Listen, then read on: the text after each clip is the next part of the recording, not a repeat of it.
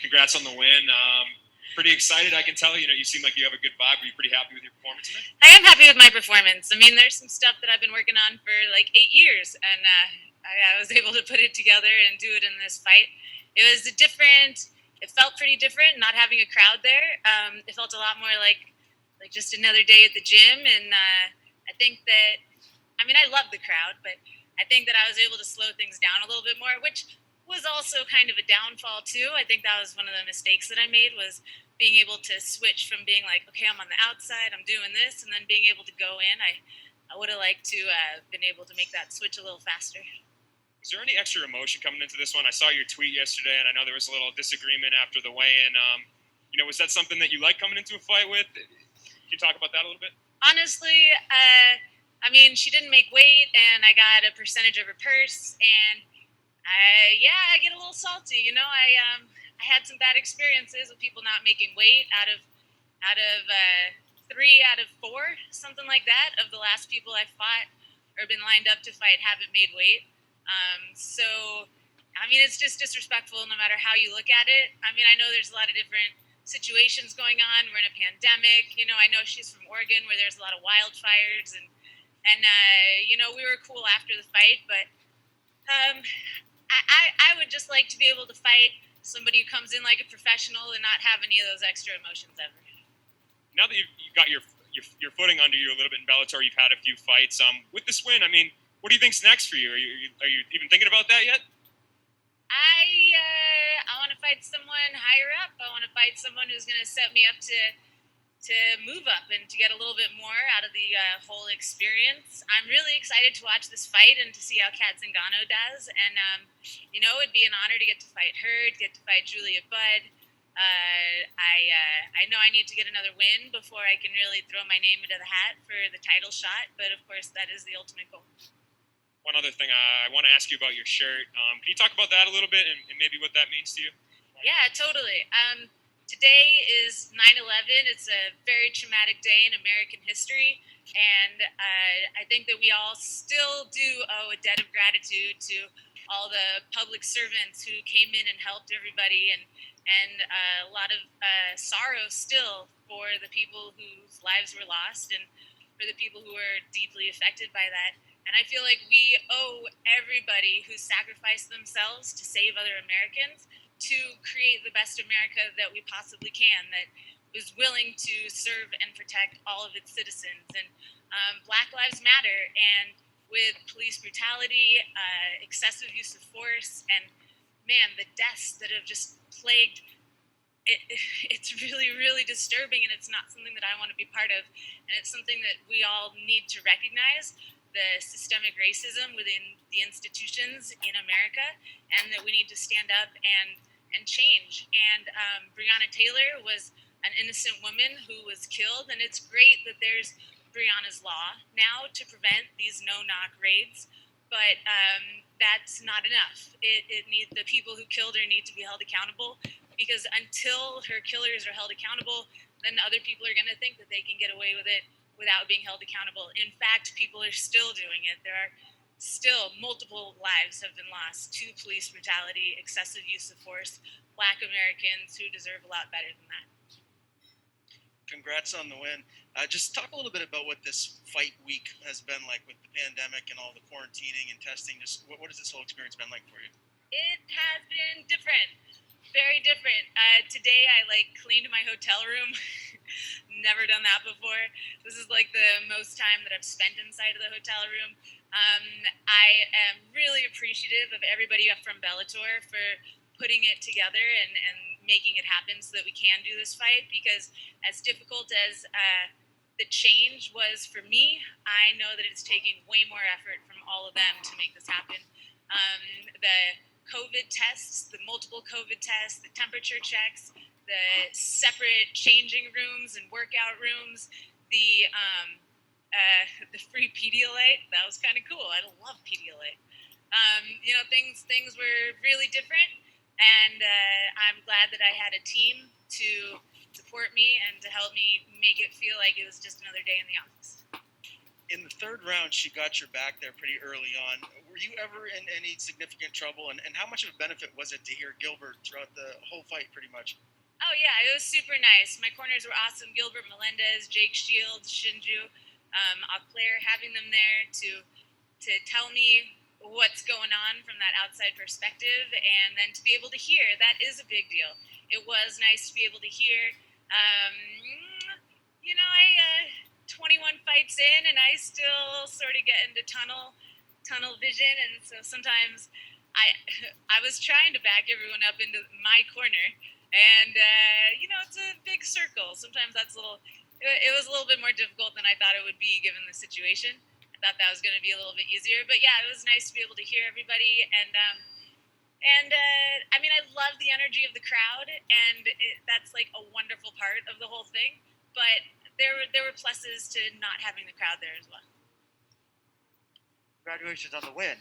I'm curious to know, was this the fight go exactly how you, Gilbert, Shields, and Shinju all planned out, or did this fight, was there the strategy of maybe trying to finish her in the first round, second round, whatever it is, did not go as planned? Can you just talk about what the strategy was overall? Yeah, it went 80% the way that we wanted it to. The 20% that wasn't right was letting her get that takedown and letting her get that position in the second round. But, I trained with the best, and so, no, I wasn't in danger inside of there. There's never an arm under. I would have liked to finish her when I had my arm around her neck multiple times, but, I didn't make that happen. But luckily, I'm going to have another chance to go back to train and come back and do it again.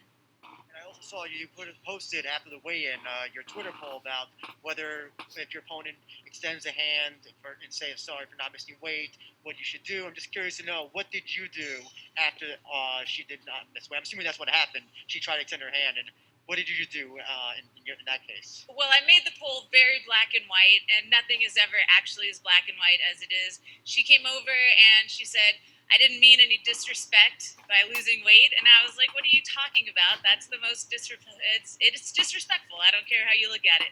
And she kept saying, I didn't mean any disrespect, and putting her hand out after I thought it was pretty clear that I wasn't in any kind of a mood. And then that's when the FU came out. Somebody on Twitter said it. They're like, it's kind of like if you go home and your significant other is in bed with somebody else and they jump out of bed and they're like, I didn't mean to cheat on you. It's like, come on, really? After the fight, we shook hands and it's all good. But at the time, no, it's literally the one way that you can show respect to your opponent, to the entire sport, and to the promotion that brought you out there. So, yeah, I was a little salty. Mark? Congratulations, Leslie. My question is, a lot of on the broadcast, a lot of it was talking about how you've never had a professional submission finish, and you're very, very close to getting Amanda submitted. Tell me a little bit about that. Kind of expand on it, and is that something that you and Jake are working on? Yeah, that's totally the goal. I definitely want to get some submission wins down and in. But I'll tell you something. I train at the Cesar Gracie Jiu-Jitsu, and I have been surrounded by so many people who are so freaking good at Jiu-Jitsu. And, Jake Shields, Gilbert Melendez, they are Cesar Gracie black belts, and they are amazing. Obviously, everyone here knows how great Jake's submission game is, how great Gilbert is on the ground. I'm around people who are really, really, really good.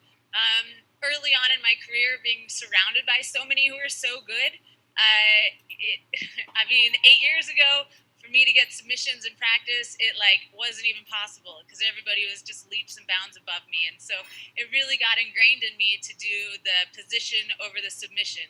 And so that's something that's very deep inside of me, is to look for that and to hold that. And so, yeah, as my game progresses, then, yeah, I do want to get some more submissions. But for tonight, I'm very happy with my performance. And, maybe they were just being nice, but my coaches said they were happy with it too. And so that's going to be enough enthusiasm and momentum for me to take it home and work on it inside of the gym.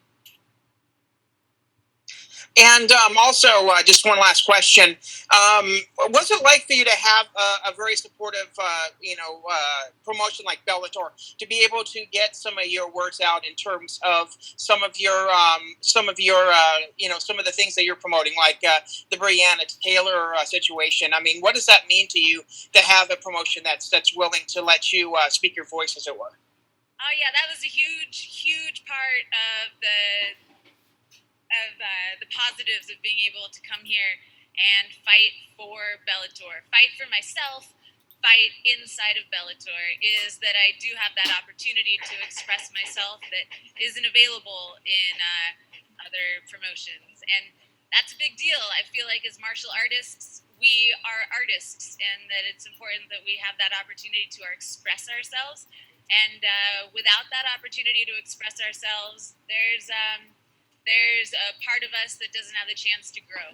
And so it is I feel very lucky to have the opportunity to grow and express myself, and to get to be part of not just the MMA community when I come out here and do this, but to be part of a greater community and represent my beliefs, and hopefully, spread those beliefs to other people as well.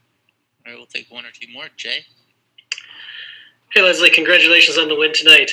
I wanted to ask, first of all, I mean, you kind of touched on it earlier. Kat debuts tonight. We had a featherweight title fight announced today. How important is it, or how important was it for you to put on a big performance tonight? And does your future necessarily have to lay at featherweight? Because I know you've talked about flyweight before as well. Yeah, well, starting from the beginning, it was very important to put on a very impressive performance, because last time that I was on a show where there were two featherweight fights, the winners of those two featherweight fights got to fight each other. And so I think that would be beautiful as the winner of the first featherweight fight, if I get to fight the winner of this next featherweight fight. And honestly, I hope that it's Kat Zingano. I started fighting when I was in Colorado, and she was in Denver. I was in Colorado Springs, and after I had 3 amateur fights, I was looking around for who the next person's going to be, and it was, at that time, she was Kat Albert, and so I totally had my eye on her, and I feel like it'd be a pretty cool thing of a big circle coming around when I get to. Yeah, I'm going to speak it into existence. I think it's going to be cool when I get to fight her, and hopefully that's going to happen before this year is over. I know that for the promotion for Bellator, it's a big deal to know that the fighters are going to come in ready, and we've both shown our professionalism by coming in at weight and ready to fight, and so hopefully that is what's going to happen. And I forgot what the other question was. Just about the possibility of you maybe moving the flyweight if something opens up there. Oh yeah, totally. I'll tell you guys a little secret. I was about 148 pounds coming into this fight, maybe 149. And so I'm really ready to go wherever I need to be, wherever the opportunities are. I'm really excited to be at featherweight, though, because I don't know if you know, but I got to fight Cyborg one time, and she is the champion at this weight class. And so that, that is something that I'm working on building myself back up again, is to earn another opportunity to go inside the cage with her. And that's not going to happen at flyweight. Fair enough. Best of luck moving forward. Thank you. All right, last question, Sean. Leslie, congratulations on the performance and the victory. Appreciate you coming out there and putting on the show, during these times. You face some of the toughest women in both 145, 135 pound. And Arlene Blanco and Cyborg were just announced next month, CBS Sports. How do you feel about that matchup, knowing that you fought them personally? I'm excited to watch it. It's always nice to watch a fight between two people that I've already fought before. Whenever you fight somebody, you kind of like to think that you're laying out a little bit of a blueprint for someone else as to what to do or not do. And so it'll be exciting to see how they react to each other. And of course, I'm going to want to be watching to see what they expose on the other person, because I would love to get to fight both of them again. Good luck. Thank you. Thank you. All right, thank you, Leslie. Congratulations. Cool, thank you.